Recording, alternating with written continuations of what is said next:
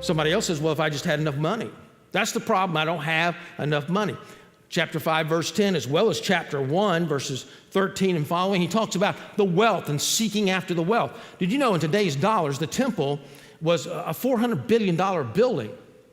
Not only that, but he overtaxed everybody in order to gain wealth for himself. So God was not only blessing him, but he was blessing himself. He just could not get enough.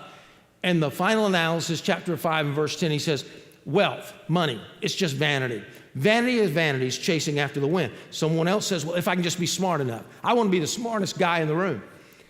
And he saw it through intellect as well. We can look at it in verses 12 in chapter 2 and following. So I turned to consider wisdom, madness, and folly.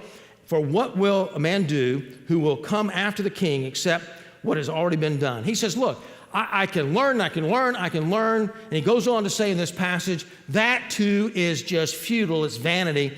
And then he finally tried apathy. He says, who cares?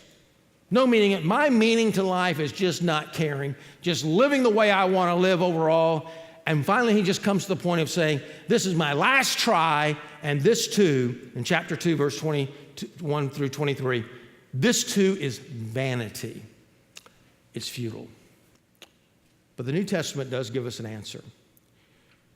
And the reason I come to this verse is because a key word in the verse. The key word has to do with philosophy.